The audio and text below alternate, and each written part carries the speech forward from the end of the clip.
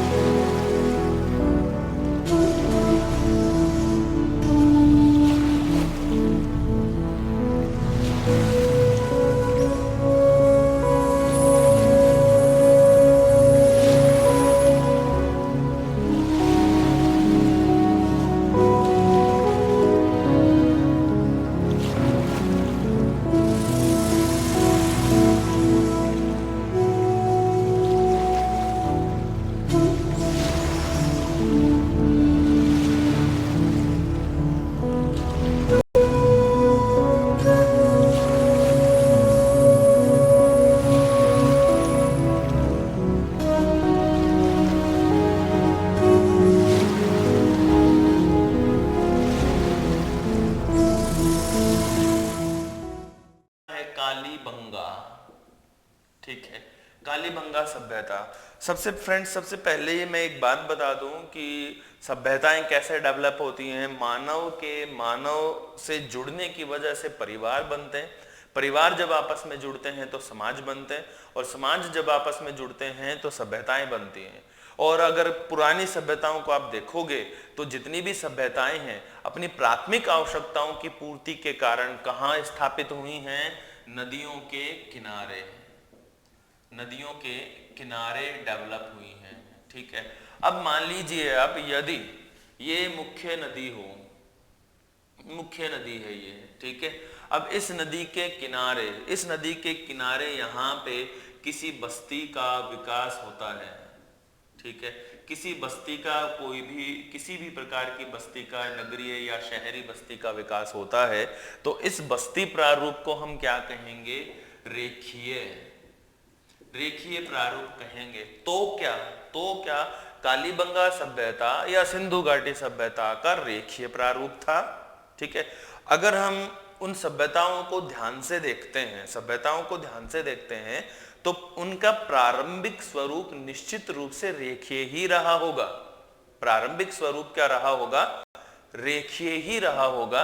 लेकिन अगर वो सभ्यताएं डेवलप हुई और उनका प्रॉपर डेवलपमेंट होता गया, तब जब नदीय प्रारूप यानी रेखीय यहाँ पे बस्तियों का जमावड़ा हो जाता है, तो बस्तियां इस नदी तटीय क्षेत्र को छोड़कर आगे की ओर बढ़ने लगती हैं, और ऐसे में जो प्रारूप हैं वो बदल जाते हैं। तो हमारा जो कालीबंगा सभ्यता या उससे समकालिक जो सभ्यताएं जैसे सिंधु घाटी सभ्यताएं वगैरह हैं, उनका जो प्रारूप रहा वो समकोण पर काटती जो बस्तियां हैं, समकोण पर काटती सड़कें, ये इनका प्रारूप रहा। समकोण पर काटती सड़कें, जिसको हम ऑक्सफोर्ड सर्कस का नाम देते हैं। ओके, अब हम बात करने वाले हैं कालीबंगा सभ्यता।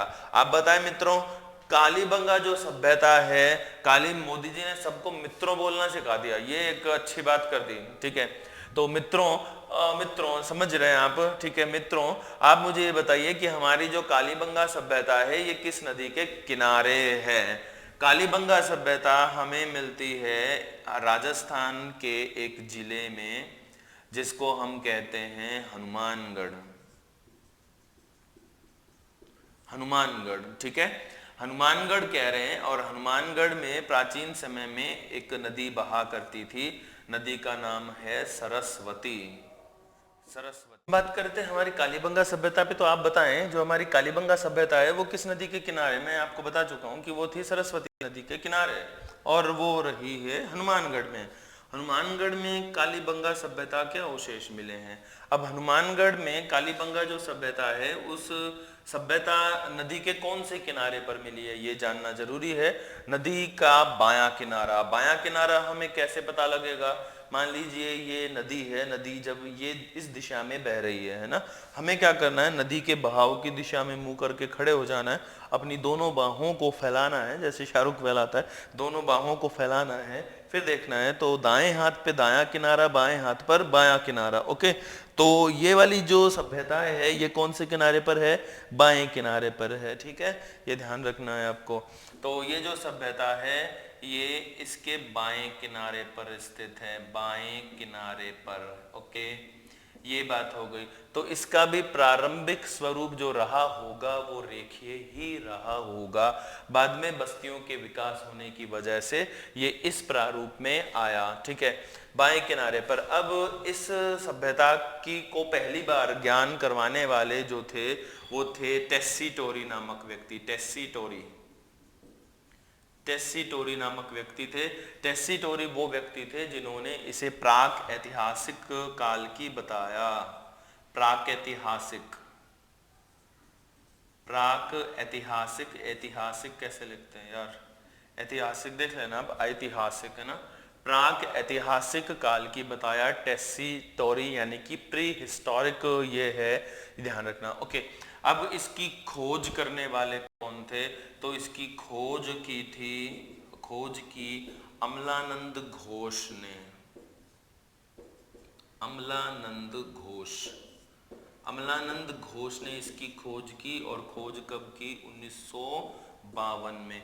1952 में इसकी खोज की। माध्यमिक शिक्षा बोर्ड राजस्थान अध्ययन की बुक आती है 12th क्लास की, उसमें ये 1951 भी लिखा है, बट बहुत अच्छी जो राइटर्स की बुक हैं शर्मा व्यास वगैरह, तो उनमें ये 1952 ही लिखा हुआ है। तो आप सही है ये 1952। ठीक है, तो अमलानंद घोष ने 1952 में इसकी खोज की। ओके, अब बात करते हैं उत्खनन की। उत्खनन, ठीक है, उत्खनन जो इसका हुआ वो 1961 से लेके 1961 से लेके 1969 के काल में हुआ। अब देखो, जब भी किसी चीज की खुदाई होगी तो निर्देश देने वाले तो होते ही हैं साथ में। तो निर्देश भाई इधर से खोद, इधर से खोद, किधर से खोद, तो निर्देश देने वालों में 3 व्यक्ति थे। निर्देश देने वालों में थे बी लाल, बी के थापर, ठीक है, और एक थे जेवी जोशी भी कहीं कहीं लिखा हुआ मिलता है, जेपी या जेवी जोशी। ये 3 व्यक्ति थे जिनके निर्देशन में हमारे इस सभ्यता के उत्खनन का कार्य कंप्लीट हुआ। किससे? 61 से लेके 69 के बीच में यहाँ पे हमारी सभ्यता का उत्खनन हो गया। अब जब उत्खनन हुआ देखो, बिल्कुल खांसने का सही तरीका ऐसा है, ठीक है। खांसी मेरे रेगुलर नहीं है, ये जो मार्कर से इंक निकलती है ना, ये जो स्मेल आती है इससे आ जाती है, ठीक है। बट खांसने का तरीका मैंने आपको अनजाने में बता दिया, इस तरह से आपको करना है, ओके, ठीक है। तो अमलानंद घोष 1952, सॉरी हम कहाँ थे? उत्खनन ये हुआ। अब जब उत्खनन इसकी खुदाई चल रही थी तो खुदाई में यहाँ पे हमें मिली काली चूड़ियाँ, ठीक है। जब काली चूड़ियाँ हमें मिली तब इस सभ्यता का नाम क्या रख दिया? कालीबंगा, ठीक है। कालीबंगा, काली मीन्स काली, और बंगा ये जो है ना पंजाबी भाषा का शब्द है, पंजाबी, फारसी, उर्दू से रिलेटेड है ये वर्ड, बंगा, बेंगल जो भी है। तो बंगा का अर्थ होता है चूड़ियाँ, चूड़ी, ठीक है, ये ध्यान रखना। चूड़ी भाई, चूड़ी नहीं, दिल है मेरा, वही वाली चूड़ी है ये। तो चूड़ी ध्यान रखना। तो इस वजह से इसका नाम क्या हो गया? कालीबंगा, राइट। अब देखो, हम बात करते हैं कि जब इसका उत्खनन चल रहा था तो क्या मिला, ठीक है। इस एक डायग्राम के थ्रू, क्योंकि हम इसको ज्योग्राफी के संदर्भ में पढ़ रहे हैं, तो एक डायग्राम के थ्रू में इसका सेटलमेंट। हाँ दोस्तों, जब इसका उत्खनन हुआ तो यूँ समझ लीजिए कि ये सभ्यता है कालीबंगा, ठीक है। उत्खनन हुआ तो दो टीले मिले, उत्खनन हुआ तो दो टीले मिले। एक टीला पश्चिम में, तो इसको हम पश्चिमी टीला कह देते हैं। एक टीला मिला पूर्व में, तो हम इसको पूर्वी टीला कह देते हैं, ठीक है। दो टीले बहुत दूर दूर नहीं है, निकट हैं, पश्चिमी टीला और पूर्वी टीला, दो टीले हो गए, ठीक है। अब देखो इस पश्चिमी टीले की क्या खास बात है। ये पश्चिमी टीला यूं समझ सकते हैं आप, इस तरह से है। कहने का अर्थ है कि ऊंचाई अधिक चौड़ाई कम, चौड़ाई कम, यानी ये क्या है, छोटा टीला है, छोटा टीला, ठीक है। उसके बाद आता है पूर्वी टीला, तो पूर्वी टीला इस तरह से मिला है हमें, यानी कि ऊंचाई कम और चौड़ाई अधिक, चौड़ाई अधिक। तो ये टीला कैसा हो गया, बड़ा टीला हो गया, ये बड़ा टीला हो गया, है ना, बड़ा टीला, चौड़ाई अधिक है। अब है ना, सिंपल सा है, एक क्वेश्चन है, इस डायग्राम को देखने से आपको पता लग जाएगा। क्वेश्चन देखो, अगर आपसे कोई पूछे कि इन टीलों में से कहां तो रहती थी जनता और कहां से होता था प्रशासन, बहुत बता सकते हैं ना आसानी से, बिल्कुल। तो इस टीले को तो हम कहते हैं नगर क्षेत्र, ठीक है, क्योंकि ये विशाल है, बड़ा है, तो यहाँ पे बस्ती प्रारूप डेवलप हुआ, पर्टिकुलर जनता यहाँ रहती थी। और जहां ऊंचाई अधिक रही, चौड़ाई कम रही, उसको हम कहते हैं दुर्ग, यानी कि गढ़ क्षेत्र, गढ़ था ये, यहाँ से प्रशासन किया जाता था। इट इज पॉसिबल दैट कि यहाँ पे जो नगरीय क्षेत्र था, यहाँ इस नगरीय क्षेत्र का प्रशासन यहाँ से देखा जाता था, ओके ना, ये ध्यान रखना है। अब हम इसकी ना बात करते हैं एक टाइमिंग की, ठीक है। तो टेसिटोरी जो है वो ये कहते हैं कि ये करीब जो सभ्यता है वो 2350 ईस्वी पूर्व से लेकर 1750 ईस्वी पूर्व की सभ्यता है। कुछ बुक्स में ये 2400 ईस्वी पूर्व से भी मिलती है, ओके दोस्तों। ये जो सभ्यता है ना, ये दोहरी सभ्यता है, एक्चुअल में दो संस्कृति मिलती है यहाँ पे, दो संस्कृति, विशेषकर जो पश्चिमी टीला है वहां पे, बाकी दोनों में ही है दोहरी संस्कृति, लेकिन सबसे खास जो दोहरी संस्कृति देखने को मिलती है वो यहाँ है पश्चिमी टीले पर। पश्चिमी टीले को हम थोड़ा सा समझते हैं। देखो ऐसा है कि 2350 ईसा पूर्व से जो सभ्यता यहाँ शुरू हुई, ठीक है, जो विशेषकर दो परतों में थी, दो परतों में, पहली परत और दूसरी परत, विशेषकर, ठीक है, पहली दो परतों में, पहली और दूसरी दो परतों में ये जो सभ्यता है ना, वो एक्चुअल में जो सभ्यता है वो पुरानी सभ्यता है। और कालीबंगा जो सभ्यता है वो हड़प्पा युगीन सभ्यता है। तो ये हड़प्पा से पहले की है दो परतों में, तो इसको हम बोलते हैं प्री हड़प्पा, प्री हड़प्पा, ठीक है, ये ध्यान रखना। और ये करीब 2350 से लेके 2200 ईसा पूर्व तक ये रही, ठीक है। उसके बाद क्या होता है, ये सभ्यताएं प्राकृतिक आपदा की वजह से खत्म हो गई, और इसी के ऊपर नवीन जो आए उन्होंने इसी के ऊपर अपना सेटलमेंट किया।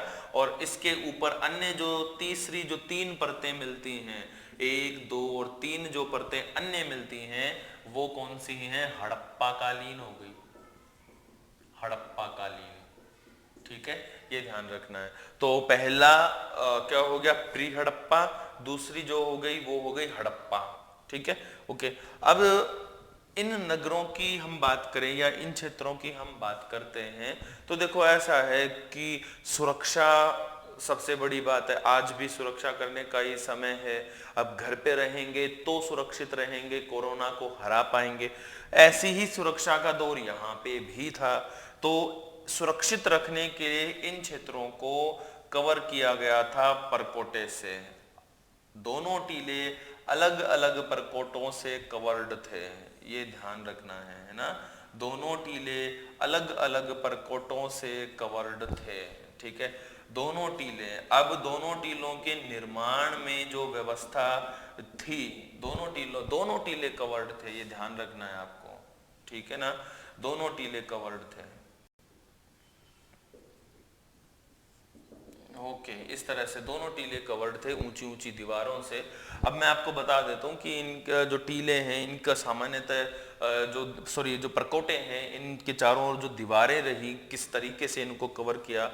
तो ये जो दीवारें थी ये करीब 250 मीटर तो लंबी हुआ करती थी, ठीक है, और करीब 180 मीटर इनकी चौड़ाई हुआ करती थी।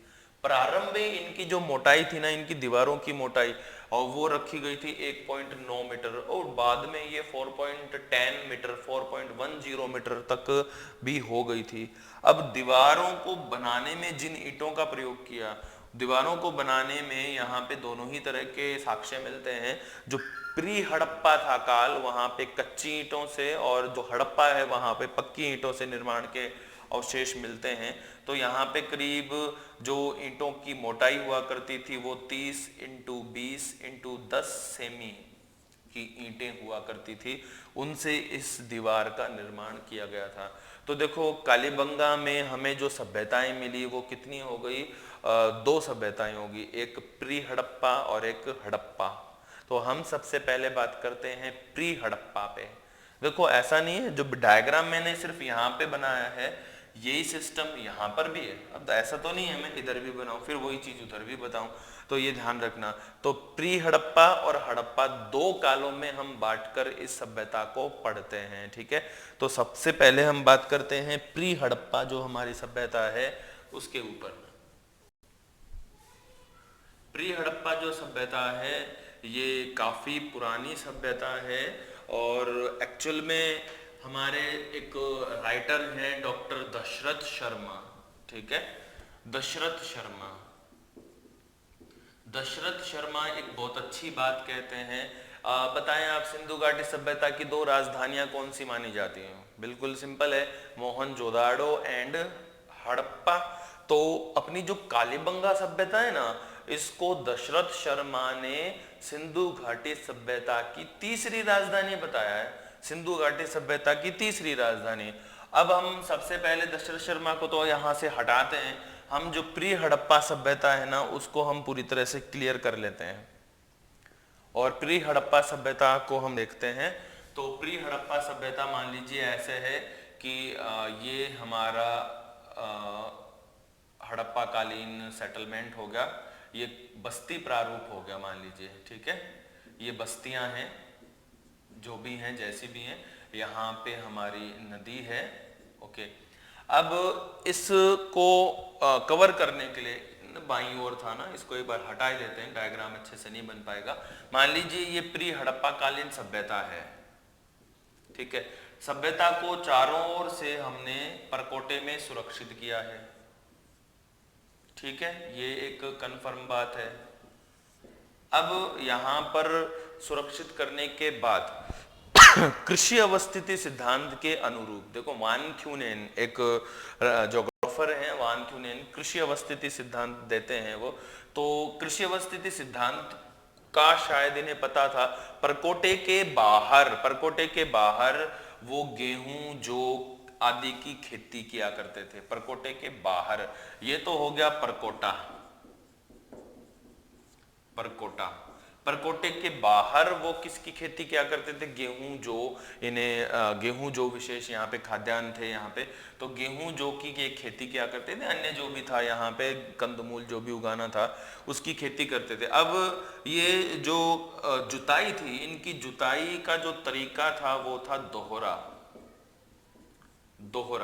दोहरी जुताई करते थे। ये दोहरी जुताई का मतलब है कि एक बार तो उत्तर से दक्षिण की ओर कर दिए, ठीक है, और एक बार उन्होंने कर लिया पूरब से पश्चिम।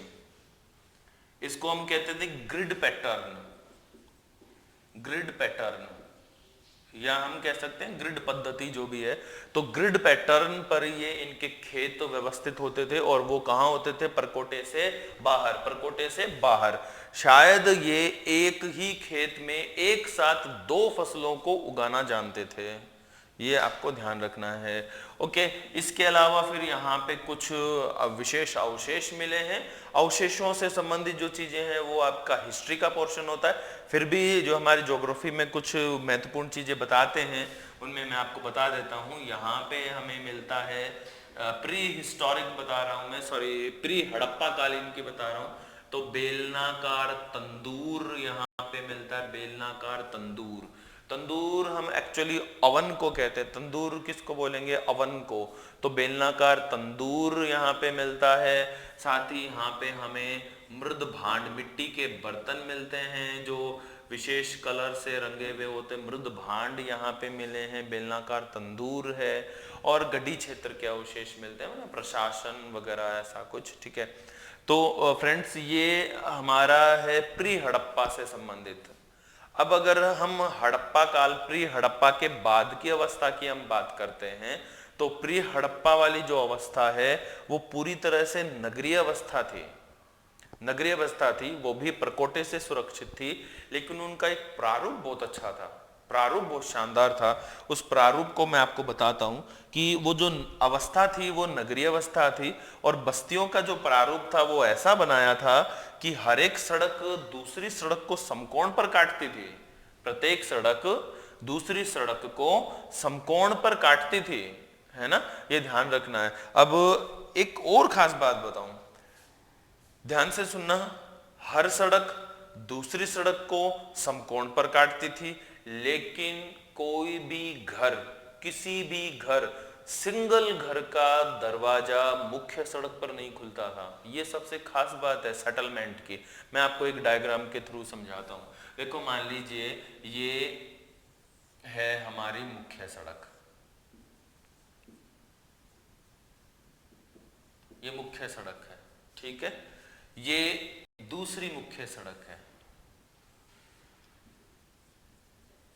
दूसरी मुख्य सड़क हो गई, ठीक है। अब मुख्य सड़क को मुख्य सड़क से जोड़ने के लिए ये लोकल सड़क है, ठीक है।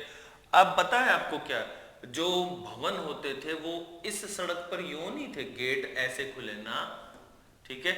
जो घरों का जो पैटर्न था वो यूं था, घर ऐसे थे, इस लोकल सड़क पे थे, मोहल्ले वाली सड़क कह सकते हैं आप इसको, कि जो दरवाजे थे वो कहाँ खुलते थे, मोहल्ले वाली सड़कों पर खुलते थे, ठीक है। ये गेट है, ऐसे मान लीजिए आप। अब देखो क्या सेटलमेंट है ना। आज जो वर्तमान में हम देखने को मिलते हैं शहर में जो सेटलमेंट है उनसे बेहतर है ये, क्योंकि मुख्य सड़कें रुकेंगी नहीं, मुख्य सड़कें रुकेंगी नहीं। कारण क्या होता है भाई, सड़क पर गेट खुल रहा है आपका, तो आधी सड़क तो हम वैसे रोक लिए हमने, ठीक है, तो जाम लगेगा ये वो। लेकिन सिस्टम देखो, मुख्य सड़क पर कोई किसी भी घर का गेट नहीं खुल रहा है, मुख्य सड़क पर किसी भी घर का गेट नहीं खुलता है। ये सड़क है मोहल्ले वाली सड़क है, यहाँ पर है। और साथ ही में देखो यहाँ पे सोखते गड्ढे बनाए गए हैं, और सोखते गड्ढे क्या एक्चुअल में शोषक पात्र रखे जाते थे, शोषक पात्र रखे जाते थे जो गंदे पानी के निकास के लिए थे। और इन घरों के आगे पक्की नालियों के अवशेष मिलते हैं, पूरी तरह से नगरीय व्यवस्था। प्री जो हड़प्पा था वहां पे लकड़ी से नालियों के अवशेष मिले हैं, यहाँ पे आपको पक्की ईंटों से नालियों के अवशेष मिलते हैं। मुख्य जो सड़क हैं, मुख्य सड़कें भी पक्की ईंटों से ही निर्मित की गई हैं। यहाँ तक कि भवन में जो अमीर व्यक्ति थे वो पक्की ईंटों का यूज करते थे, और जो गरीब हुआ करते थे वो कच्ची ईंटों को यूज में लेते थे। ओके, छत डालने के लिए ये जो व्यक्ति हैं जो भी रहे, छत डालने के लिए वो इस तरह से प्रारूप यूज करते थे, जैसे ये बल्लियां डाल दी हैं, बल्लियां डाल दी, ठीक है, और बल्लियों के ऊपर क्रॉस बल्ली डाल दी है, और फिर उसके ऊपर फिर ये मिट्टी का लेप कर देंगे। मिट्टी, केलू का प्रयोग नहीं मिलता था, केलू का प्रयोग नहीं मिलता था। केलू को हम खपरेल भी कह सकते हैं, तो केलू या खपरेल का प्रयोग नहीं मिलता था। बल्लियां डाल के क्रॉस बल्लियां डाल के उन पर मिट्टी लीप दी जाती थी और छत रेडी हो जाती थी। ठीक है, यही पैटर्न हुआ करता था बस्ती का। सबसे बड़ी इस नगरीय बस्ती का प्रारूप यही है। ठीक है, ये ध्यान रखना आपको। ये था हमारा नगर सेटलमेंट। ओके, कुछ अवशेष जो हैं दोनों ही में ही, हड़प्पा प्री हड़प्पा दोनों में जो अवशेष मिले, मैं आपको एक टेबल बना के वो बता देता हूं कि ये हड़प्पा कालीन अवशेष, ये प्री हड़प्पा कालीन अवशेष, और उन्हें फिर आप अच्छे से याद कर लीजिए। फिर आज का हमारा लेसन कंप्लीट हो जाएगा। ओके, फटाफट से कालीबंगा। तो प्री हड़प्पा कालीन जो सभ्यता रही उसमें हमें बेलनाकार तंदूर यानी ओवन मिला है, लाल गुलाबी मृद भांड मिले हैं, सुराही मृद भांड मिट्टी के बर्तन, सुराही प्रकार या टोंटीदार टोंटी लगी हुई मटके मिले हैं, तांबे की कुल्हाड़ी मिलती है, और पत्थर के हथियार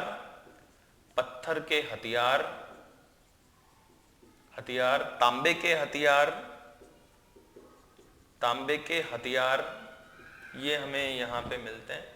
हड़प्पा कालीन मुख्य और भी बहुत है। हड़प्पा कालीन तांबे व मिट्टी के सादे व रंगीन बर्तन दोनों प्रकार के, तांबे के हथियार। खास बात है तोल जो बाट है उसके पत्थर मिलते हैं, यहाँ तक कि स्केल भी मिलता है। इधर माप की इकाई यहाँ लिख सकते हैं हम एक कंबाइंड वर्ड, माप की इकाइयों से परिचित थे भाई। माप की इकाइयां यहाँ पे आ गई थी। तराजू यहाँ पे मिलता है। जो भाषा है वो सिंधु तुल्य है, यूं ही दाएं से बाएं लिखी गई है। और संपन्न समाज के वर्ग थे, पुरोहित, व्यापारी वगैरह सभी यहाँ पे थे। शवों को 3 प्रकार से दफनाते थे। शवों को 3 प्रकार से दफनाने की यहाँ पे प्रथा थी। एक तो सीधे उत्तर से दक्षिण की ओर लिटा दिया जाता था, सीधे लिटा दिया उत्तर से दक्षिण की ओर बिना किसी के साथ। दूसरा जो प्रकार था, शवों को वही उत्तर से दक्षिण बट पांवों को समेट कर लेटा दिया। तीसरा जो प्रकार हुआ करता था वो ये था कि जो शव है उसके साथ खाने पीने की चीजें, आभूषण वगैरह साथ में रख कर उन्हें दफना दिया जाता था। खास बात एक रही कि यहाँ पे पंख फैलाए बगुले के साक्ष्य मिलते हैं। एक वृषभ यानी बैल के साक्ष्य मिलते हैं। वृषभ की खास पहचान है, यहाँ का एक उत्कृष्ट कला प्रदर्शन है। उत्कृष्ट कला प्रदर्शन ये है कि जो वृषभ की गर्दन है, ये सिर है, वो इस तरह से मैनेज किया गया है कि उसे आप रिमूव भी कर सकते हैं और उसे आप फिर से लगा भी सकते हैं, यानी हटा भी सकते हैं और फिर से लगा भी सकते हैं। ये यहाँ की जो अवशेष मिले हैं, सबसे खास बात ये रही है। आर्थिक जीवन की बात करें इनका तो काफी संपन्न था हड़प्पा कालीन सभ्यता। सामाजिक जीवन सामान्यतः यही शवों को दफनाने के लिए। यहाँ के धर्म का या धार्मिक रीति रिवाजों का विशेष पता नहीं चल पाया, क्योंकि किसी प्रकार की मूर्ति या मातृ देवी शक्ति के कोई अवशेष विशेषतः नहीं मिले हैं। तो यहाँ का धार्मिक जीवन कैसा था हम नहीं बता सकते हैं। तो ये हमारी जो कालीबंगा जो सभ्यता थी उसके कुछ खास बिंदु थे जो कि हम ज्योग्राफी में सेटलमेंट के अंतर्गत पढ़ते हैं। मैंने सोचा कि भाई आपको ज्योग्राफी के संदर्भ में सभ्यताओं को पढ़ाया जाए। ठीक है, तो फ्रेंड्स आप वीडियोस लाइक कीजिए, शेयर कीजिए। थैंक यू एंड जय हिंद।